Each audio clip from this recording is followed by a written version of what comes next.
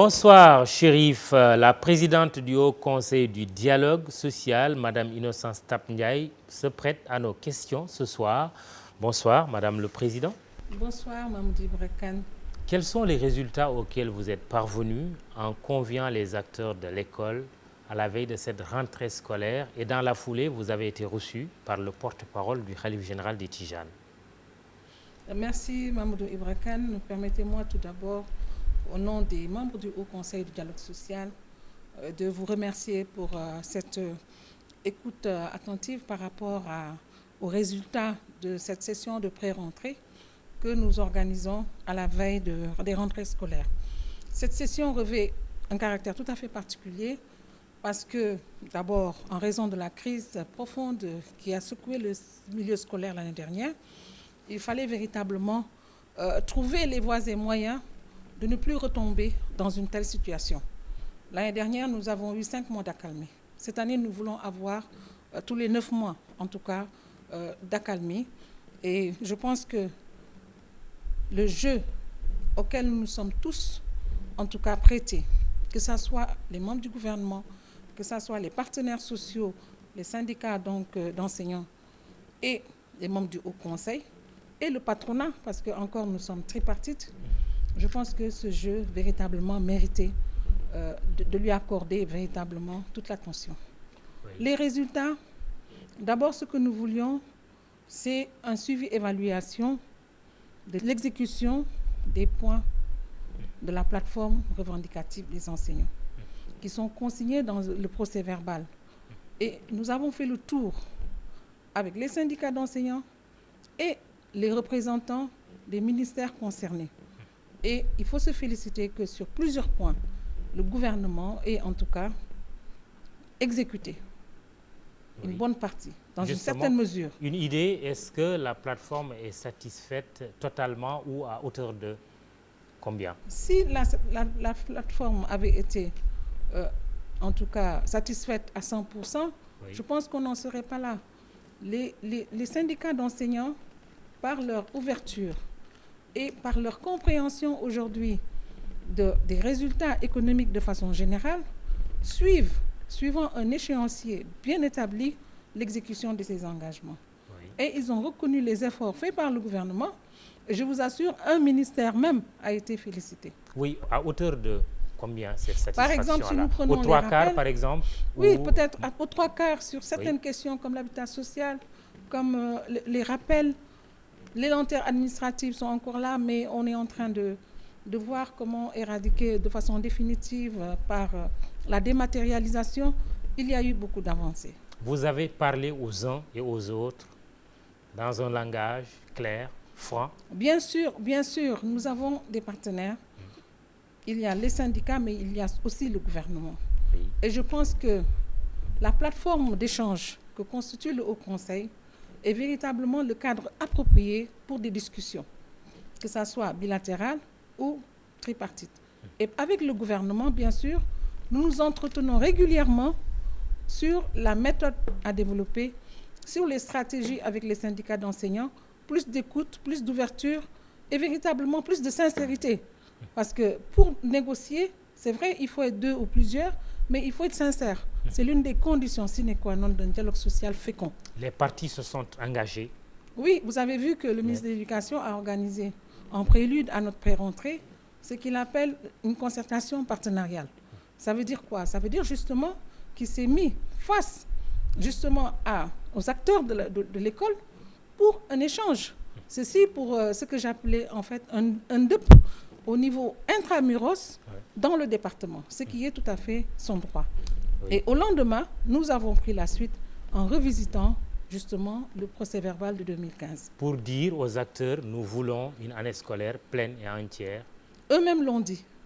Oui. Eux-mêmes l'ont dit parce que aussi, dans toute une nation, ils ne veulent pas donner l'impression d'être stigmatisés ou d'être en tout cas les porteurs de problèmes. Vous vous êtes rendu dans la foulée à Tivaouane pour être reçu par Serigne Abdoul Aziz Sy Al Amine, une façon d'avoir la bénédiction des familles religieuses. Oui, déjà, il faut le dire, nous avions dans notre agenda une rencontre avec les chefs religieux. Oui. Mais leur intervention au cours de la crise de l'année dernière fait que ce sont des acteurs incontournables. Nous les avions vus d'ailleurs avant que les syndicats ne partent les voir. Mais sans rendre public, bien sûr, ce genre de rencontres. Mais aujourd'hui, il s'est agi d'aller mettre à niveau aussi le chef religieux, l'informer de ce qui a été fait, aussi bien par le gouvernement et l'ouverture marquée par les partenaires sociaux, et aussi solliciter ses prières. Je pense que nous nous sommes engagés dans un processus où nous avons véritablement besoin de l'accompagnement de tous les acteurs sociaux. Oui. Au-delà justement de l'école, il s'agit de pacifier l'espace social, sans préjudice des revendications légitimes certainement des organisations des travailleurs. Est-ce qu'il y a une initiative prochainement qui est envisagée dans ce cadre, l'espace social de manière générale? De façon générale, nous sommes engagés sur plusieurs fronts. Hein. Vous avez vu la crise qui affecte un peu le secteur de la justice. Oui. Là aussi, les discussions sont en cours. Nous avions rencontré le ministre, véritablement, qu'il a marqué son ouverture. Mais il y a des points sur lesquels les questions sont transversales. Donc cela nécessite l'implication d'autres départements, autres que le sien.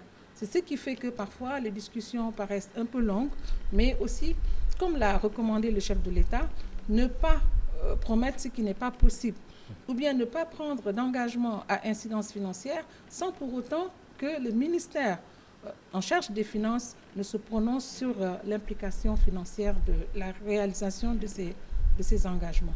C'est pour ça que parfois le processus semble un peu long, mais véritablement les gens sont en train de travailler sur ce dossier. Oui. Sur la santé, il en est de même. Et sur d'autres dossiers qui impactent forcément la vie économique et sociale. Je vous tends la perche justement. C'est vrai, vous avez joué un rôle dans un peu le consensus finalement trouvé autour du code de la presse. Ah, c'est vous qui me le dites? Je vous pose la question. Non, en fait, parce que j'ai eu dire. Oui, vous le confirmez? J'ai reçu le syndicat, le secrétaire général, Ndiaye, bien sûr, plusieurs fois. J'ai eu un entretien avec le directeur de la communication, M. Dramé, l'ancien directeur général du Soleil, hein, il me semble. Oui. Et puis, j'ai eu, bien sûr, M. le ministre. Mais en définitive, vous voyez, mais nous, en fait, nous travaillons beaucoup en back-office. On sert de conseil. Nous sommes en centre d'aide à la décision. Si, à la fin, on est impliqué, c'est tant mieux. Sinon, nous allons véritablement recueillir les résultats de ce conclave aussi qui s'est tenu. Oui, sur le code de la presse, je crois, et je vous n'y étiez pas aussi. Je n'y étais pas parce que j'étais justement penchée sur la question de l'école. Mais je félicite véritablement M. le ministre Mbagnick Ndiaye. Est-ce que vous constatez une collaboration vraiment franche des ministres avec lesquels vous travaillez le plus souvent? Oui, je pense que vous m'aviez posé cette question il y a quelques mois lorsque je suis passée ici. Ce n'est pas facile, il faut le dire, parce que le dialogue social a une dimension transversale. Et aujourd'hui, lorsque nous travaillons, c'est vrai que le Premier ministre, véritablement, nous avons son appui. Mais les ministres sectoriels, ce n'est pas évident. Et nous recadrons toujours pour rappeler nos missions et aussi dire que nous sommes un centre d'aide à la décision. Nous n'entendons pas nous substituer aux ministres, mais nous entendons véritablement jouer notre mission qui est de veiller à ce que le social n'impacte pas l'économique. Et aujourd'hui, quand on veut parler d'émergence, il faut absolument qu'on gère le social. Sans cela, il n'est pas question qu'on ait des ambitions d'atteindre les objectifs d'émergence. Vous avez aussi des ambitions politiques, vous êtes militante de l'APR, le parti présidentiel. Il y a un débat sur le leadership à Dakar. Le président de votre parti précise qu'il n'y a pas de patron de l'APR à Dakar. Oui, votre commentaire sur cette oui, déclaration? J'ai suivi un peu la rencontre du chef de l'État, j'allais dire du président du parti, puisque nous sommes sur cette dimension politique. Je n'ai pas des ambitions politiques, je suis politique moi-même. Donc j'apprécie à chaque fois que de besoin les directives du parti. Donc je pense que c'est déjà bon qu'il ait reçu les femmes responsables de Dakar et on attend qu'ils reçoivent aussi les femmes des autres départements. Comme parce que nous en avons partout des problèmes. Oui. L'APR n'est pas renouvelée, il y a des problèmes d'instance, il y a des problèmes de leadership. Mais justement, est-ce que vous êtes en phase avec le président de votre parti qui prône plôto un leadership un peu éclaté? Oui, un leadership, comme est-ce qu'il ne faut pas avoir un patron ou une patronne? Moi, je pense qu'il faut avoir un patron. Dans une organisation, il faut un chef. on ne peut plus aujourd'hui, avec le niveau de démocratie dans le pays, dire un leadership éclaté. Ça doit être le cas pour Dakar, la capitale. Partout, il faut qu'il y ait un boss et les autres suivent derrière. Enfin, on entend une voix un peu différente et divergente. C'est mon point de vue. Parce Ce n'est pas souvent le cas au sein de nos partis. Les gens n'ont pas une bonne perception du responsable politique. Et tous les partis bien organisés, il y a toujours quelqu'un dans une circonscription bien précise qui est le chef et les autres acceptent d'être derrière. Ziguinchor, où vous militez, votre parti n'avait pas jugé nécessaire de présenter une liste aux élections pour le Haut Conseil des collectivités territoriales. Avec le recul, une bonne ou une mauvaise chose?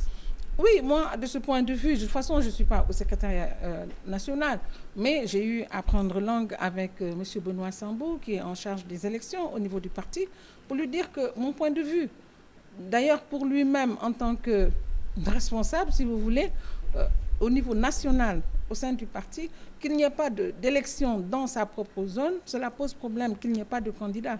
Je le lui ai dit, ce n'est pas une bonne image pour lui. Mais maintenant, c'est fait. Je pense qu'on va en tirer toutes les conséquences. Nous avons les législatives qui pointent à l'horizon. Il faut qu'il y ait justement une directive claire autour de Ziguinchor.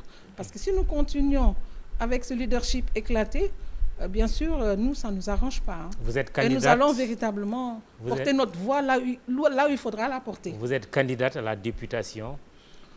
Je ne saurais le dire pour l'instant. Moi, je suis un militant discipliné, mais je pense que tout ce qui peut permettre à l'APR, à Ziguinchor, de gagner, moi, je travaillerai pour ça.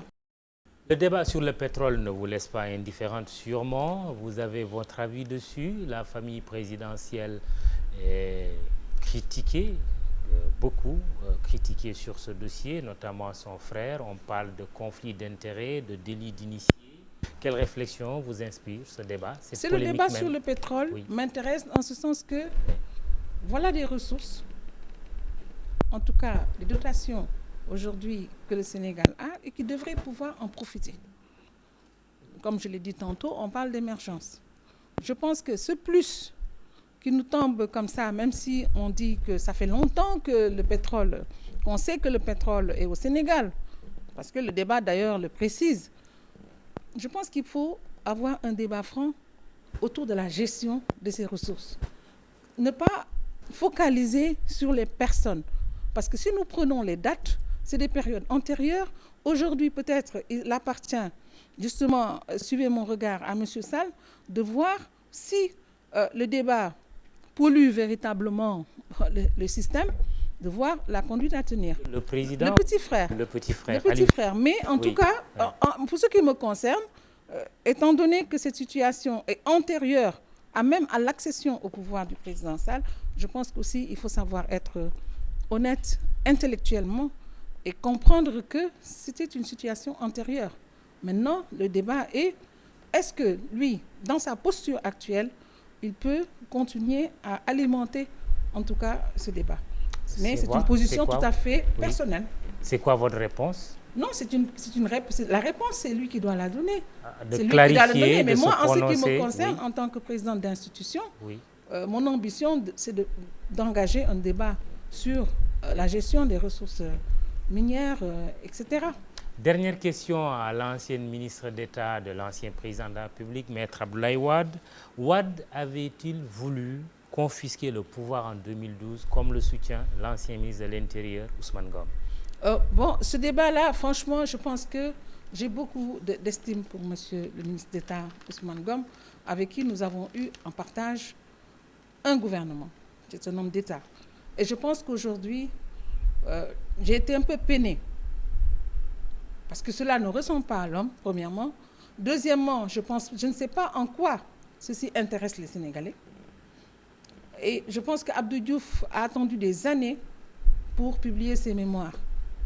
Et je pense qu'un homme d'État véritable, comme nous qui avons occupé des positions de pouvoir, nous devons pouvoir aussi gérer un certain nombre de secrets. Justement, comme bien si sûr que j'en se sais quelque répétait, chose. Un ministre de l'Intérieur d'Abdou Diouf aussi, à l'époque, avait soutenu que le président Diouf n'était pas très disposé à reconnaître sa défaite. Mais de toutes les Une façons, répétition on de quitte l'histoire. toujours Mais pour le cas de Maître pouvoir. Abdoulaye Wade, est-ce que ce que Maître Ousmane Ngom a dit est vrai ou pas? Je ne peux pas ici vous le Oui. confirmer, mais j'en sais quelque chose. Oui, J'étais moi-même ministre savez? d'État, Oui. j'étais à l'époque à Ziguinchor, Oui. juste au moment où on publiait les résultats, et je pense que dans une autre tribune, je pourrais véritablement Wade en parler. voulait-il confisquer le pouvoir? J'en sais quelque chose, mais je ne le dirai pas ici. Très bien. Vous donnez raison à Maître Ousmane Ngom alors? Du tout, je pense plutôt qu'il a parlé un peu trop tôt. Ben, merci. Innocence Ntap Ndiaye, présidente du Haut Conseil du dialogue social, était notre invitée. Chérif, le dialogue social, ça t'intéresse sûrement. Excellente soirée.